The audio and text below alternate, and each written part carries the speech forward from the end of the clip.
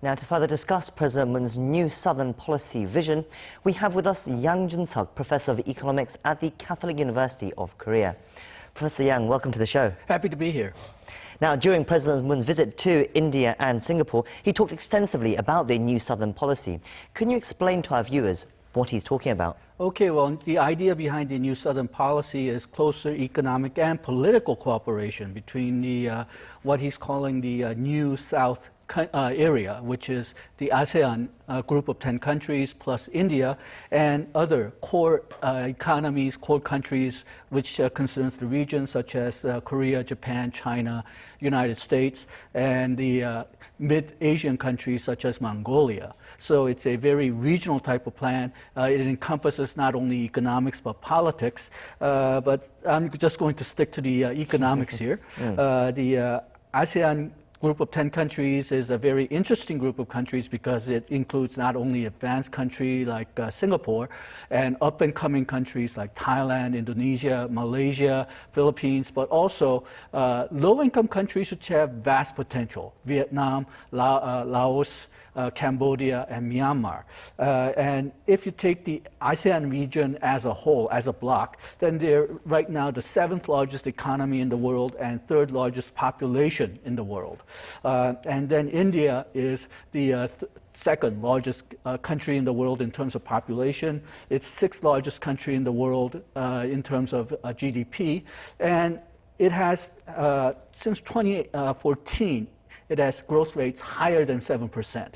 So it's a vastly up-and-coming region.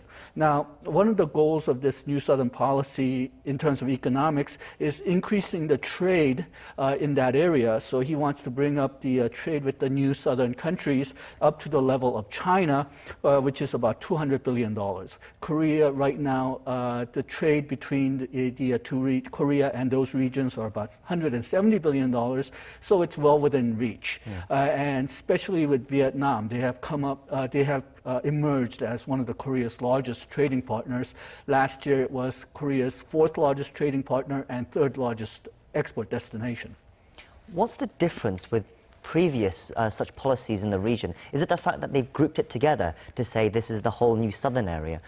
Well, ASEAN has been a bloc for a while, but in the last 10 years or so, they've really been aggressive in trying to take regional leadership, both economic and politics, in the region. And India as well, under the last 2 prime ministers, Prime Minister Singh and the current Prime Minister Modi, they have been making very good progress in economic development. And since we have a lot of problems with China and the United States right now, those 2 regions seem to be a good market for us to go into, especially because, well, United States is a mature market. China demographics are getting old, so they're bound to shrink in terms of population within the next decade or so. But both India and ASEAN have very young profile, demographic profile, so they'll be if they keep up the current type of policies, then they can emerge as a major player in the future. And because Korea has a more advanced technology than most of the ASEAN countries and Indian region, I think Korea can set itself up in very good position to maybe replace or supplement China and United States in the future. You talk about that economic problems, difficulties that we're having with China and the US because of their ongoing trade war and its ripple effects. But do you think the new Southern policy can counteract that? Because, as you said, it seems to be an act to try and diversify South Korea's trading partners. Okay, well, we already have an FTA and CEPA with ASEAN and India. But these 2 FTAs are a bit special because other FTAs try to eliminate tariffs, but because these 2 regions are still considered very developing regions, the FTAs here sought to reduce tariffs rather than eliminate them. So there's a lot of more room for liberalization. And then, in addition to that, because they have such young profile, they can be counted on as a market for next few decades. But the problem is they're not easy marks. They are developing countries, but they do expect mutual benefit. And right now, Korea has a substantial trade surplus with both of them. So they're going to have to work out better ways to have a win-win scenario where there's mutual gains. And there has been some renegotiation to try to deepen the relationship, deepen the FTAs with both of these regions. It's become sort of stuck. It's become sort of murky, but hopefully the state visits here will act to accelerate the process. You talk about those state visits. I mean, he was very busy going to various places over several days. Do you think he achieved what he wanted to do while he was over there? I mean, do you think India and Singapore got the message that he was sending? Okay, well, they did sign some MOUs, but compared to, say, other state visits, they're mostly more diplomatic and mostly geared toward the future than having anything in the place concrete right now. But India is known as a tough market. You have to go in and stay there for a long time before you make a profit. So I think the idea here is to develop the market for the future rather than do anything for right now. And that's probably a good strategic move because, as I said before, both of these regions are not easy marks. Part of President Moon's message when talking about the new Southern policy was also about North Korea as well, actually. He said that if the Korean Peninsula becomes denuclearized again, all of Asia will benefit. Do you agree with that statement? Well, North Korea nuclear weapons have been acting as a destabilizing element in the region. So if that disappears, that's going to remove one major thorn in Asian economy and politics. Having said that, though, if you want North Korea to denuclearize, it not only depends on Korea and the United States, it'll depend on a lot of other countries as well, Japan, China, and even the ASEAN and Indian region, because, well, we've been using economic development as sort of a carrot. And right now, if you want to industrialize, then you have to globalize. So you have to plug yourself into the global supply chain. And if you want to do that, you do need a lot of regional cooperation. Korea, I think, has goodwill among the Asian countries, but North Korea does not. So this might be one way of trying to start building a good reputation for North Korean economic development. And it will be beneficial for South Korea as well, I'm guessing. Well, South Korea has a lot of stake in this. If North Korea does become sort of an economic union with South Korea, that will mean a lot of inexpensive labor for Korean companies. It'll mean a lot of infrastructure investment that Korean construction companies can take care of. And there's rumors of a lot of natural resources, rare earth, minerals that Korean companies can take advantage of. But right now, we don't know exactly what the extent of that advantages will be. So we'll have to calculate it. But one thing I am concerned about, this does not have to do with New Southern policies particularly, but I think it's a big change. It's a big transition, and there's going to be a lot of social problems, and I think we do need to start talking about that. Let's move on to some other headlines that are important right now. For example, the US-China trade war. We touched on it earlier, but it's continuing to wage on. But so far, the markets have been rattled, but there's been no real significant impact so far, it seems. How do you think it will play out? Okay, well, on paper, United States has the advantage. China exports $505 billion to the United States, while U.S. only exports $130 billion to China. And U.S. is, at least on paper, much bigger economy, $20 trillion, and it's less dependent on trade than China. And right now, the actual amount of the items affected by the trade war is not that big.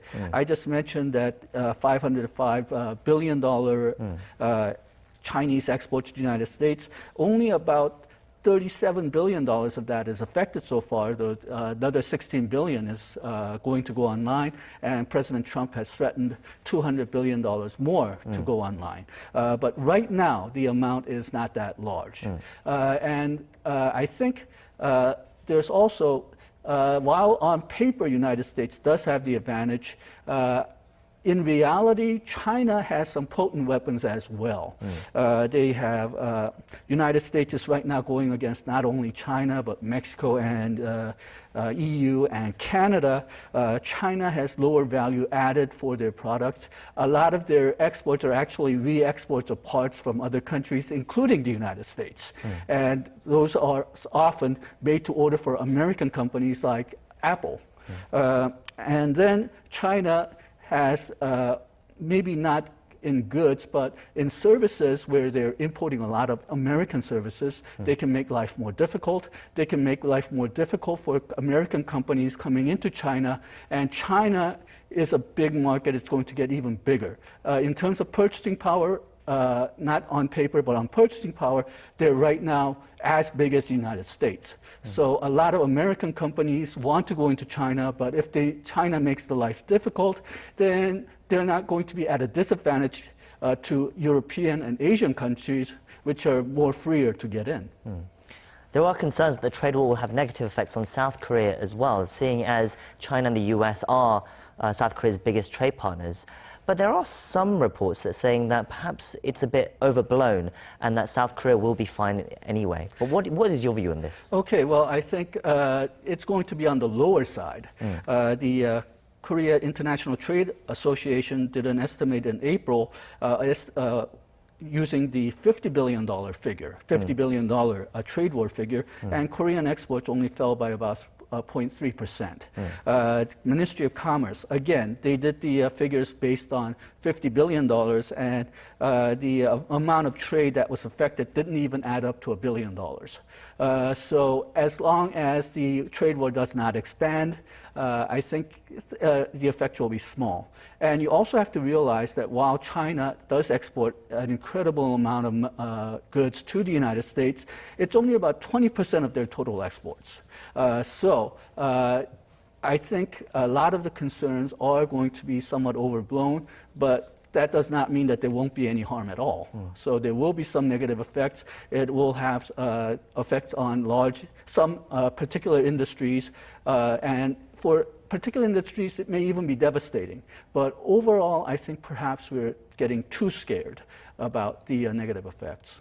But I guess it could also snowball into something more significant and bigger as well. Well, my biggest concern is whether this will snowball not only between China and US, but it'll affect other regions as well. For steel, European Union has raised its tariffs because they don't want all the cheap steel that used to go to the United States to come to Europe.